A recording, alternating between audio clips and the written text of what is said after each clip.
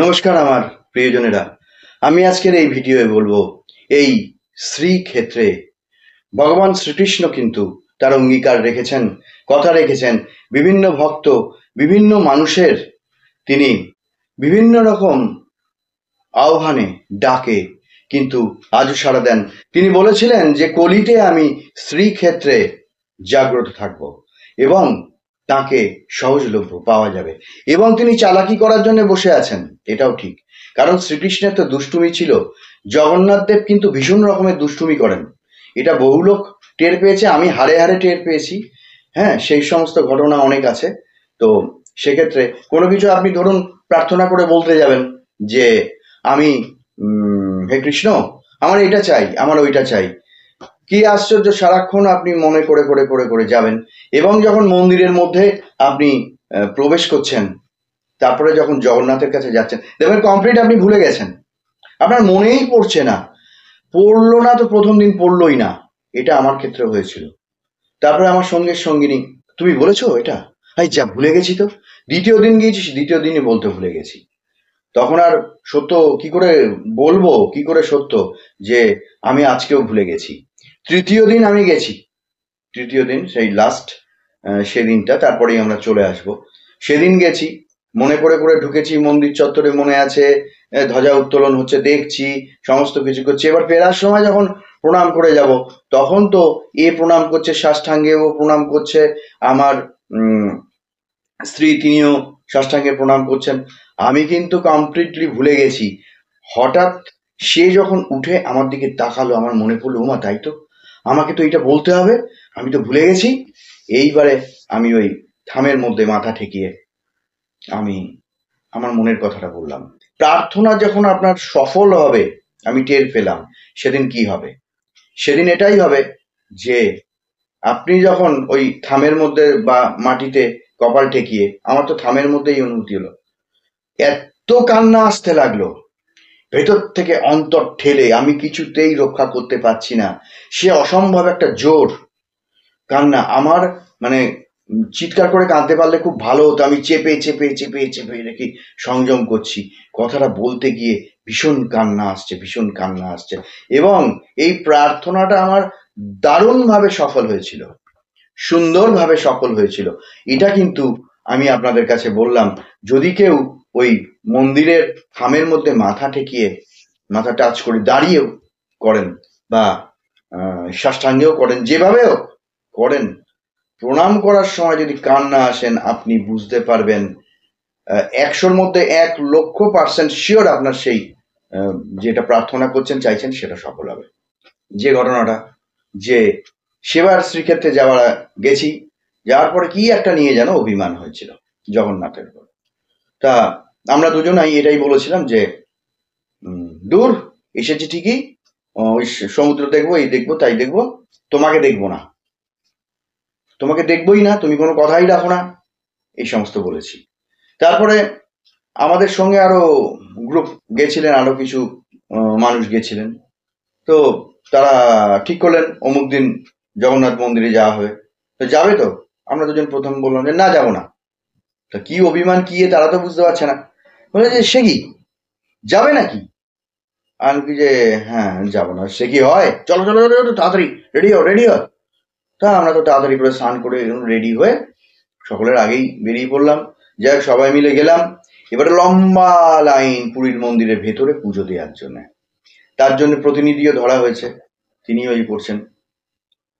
তো তারা সকলে, সেই গ্রুপটা একদম শেষে আমি আর আমার ওয়াইফ, এই দুজনা দাঁড়িয়ে লাইনের মধ্যে, ওইটুকু অংশ সব আমাদের, এবং সেই লাইনের শেষে আমরা, তারপরে আরো মানুষ আছেন।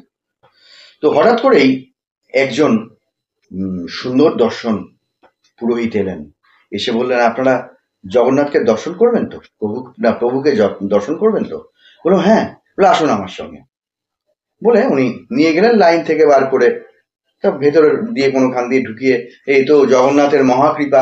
ওমা, গিয়ে দেখলাম বিশাল একটা ঘর, চারদিকে দরজা জানলা, এবং সেখানে জগন্নাথ, বলরাম, সুভদ্রা মূর্তি, সেই মূর্তি ফাঁকা ওই ঘরটার মধ্যে। আমি এটা তাহলে কোনখান থেকে দেখা যায় এতটা ফাঁকা, এতটা সুন্দর, চারপাশ দিয়ে লোকজন ঘুরছে, এই করছে, পুরোহিত বিভিন্ন ডালা সাজাচ্ছে, এই করছে, আমরা দেখছি। এইভাবে এত ভালোভাবে তো কোনোদিন জগন্নাথকে দেখিনি। তারপরে তো আমরাও বেরিয়ে এলাম। এবার তারা আসছে না, দর্শন হয়ে গেল, বেরিয়ে এলাম। তারা আবার অন্য একটা পথ দিয়ে বেরিয়ে এলো, এসে বললো বাবা কি ভিড়। আমরা বললাম ভিড় কোথায়, আমাদের তো একজন এরকম ডেকে নিয়ে গেলেন, নিয়ে গিয়ে যাওয়ার পরে তো কি চমৎকার দেখলাম, একদম ফাঁকা ঘর, আলো। বলে কি বলছিস কি, জগন্নাথ মন্দিরের মধ্যে আবার দরজা কোথায়, জানলা কোথায়, আবার আলো আসছে কোথায়? যে আমাদের যে এরকম ডেকে নিয়ে গেল। তখন তারা বলল কে ডেকে নিয়ে এলাম, একজন চমৎকার দর্শন, এরকম হলুদ কাপড় পরা একজন পান্ডা পুরোহিত, তিনি ডেকে নিয়ে গেলেন। পুরোহিত বেশ তিলক টিলক কাটা, ফর্সা গায়ের রং, ডেকে নিয়ে গেলেন। আমরা গেলাম, কি চমৎকার দেখলাম। তখন তারা অদ্ভুত ভাবে আমাদের দিকে তাকিয়ে বলছে কি জানি কি বলছিস, তোদের এই সমস্ত কথা কি ঘুমিয়ে ঘুমিয়ে স্বপ্ন দেখেছিস নাকি, কি বলছিস বুঝতে পারছি না। তখন বললাম যে আর একবার আমাদের সঙ্গে যাবে। আমরা বললাম যে আমাদের সঙ্গে যাবে। তো বলে আজকে আর হবে না, কাল কি পরশু। এবং সেই জেদ আমি ধরে রাখলাম, এবং আমরা দুজনাই ধরে রাখলাম। ধরে রাখার পরে পরদিন, সেই তার পরদিন আবার যাওয়া হলো।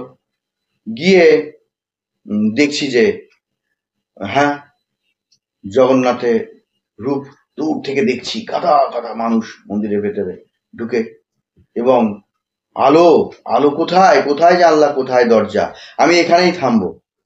বলছি যে সেদিন তাহলে ওই যে বলেছিলাম তোমাকে দেখবো না, জগন্নাথ দেব কিন্তু ঠিক দর্শন দিলেন না। জগন্নাথ দেব দর্শন দিলেন, কিন্তু মন্দিরে জগন্নাথ দেব দর্শন, ওই রূপ দর্শন পেলাম না। উনি এমন একটা স্থানে কে যে আমাদের ডেকে নিয়ে গেলেন, আর কি যে দেখালেন, এরকম চারিদিকে জানলা দরজা, আলো আসছে, পুরোহিত টুরোহিত আছেন, পুজোর আয়োজন হচ্ছে, সবকিছু হচ্ছে, সেই জগন্নাথ বলরাম সুভদ্রার মূর্তি, কিন্তু এ মূর্তি সে মূর্তি না। এতদিনের পরিচিত এ মূর্তি সে মূর্তি না। আমরা যে বলেছিলাম তোমাকে দেখবো না, দর্শন করব না, সেটা কিন্তু হাড়ে হাড়ে তিনি রক্ষা করলেন। জগন্নাথ দেবের কাছে যা বলবেন তিনি কিন্তু সেটা নিশ্চিতভাবে রক্ষা করবেন। তো এই ঘটনাটা আমি আপনাদের সামনে না তুলে ধরতে পারলে আমার ভালো লাগছিল না। আপনারা ভক্ত মানুষ, আপনারা এটা উপলব্ধি করবেন। যিনি ঈশ্বর ভক্ত, যিনি আস্তিক, মাত্রই তিনি উপলব্ধি করবেন জগন্নাথ দেবের কৃপা। সেই জন্য গিয়ে খবরদার বলবেন না যে আমি তোমার এই প্রসাদ খাবো না, আমি তোমার মন্দিরে যাব না। এবং আর একবার আমি আর একজনকে নিকট আত্মীয়দের সঙ্গে গেছিলাম, তখন তিনি বলেছিলেন যে মন্দিরে পুজো দিয়ে কি হবে, আর পুজো টুজো হলো না। পুজো দেয়া কোনো রকমে হলো, কিন্তু সে পুজোর ফুল প্রসাদ কিছুই হাতে এলো না।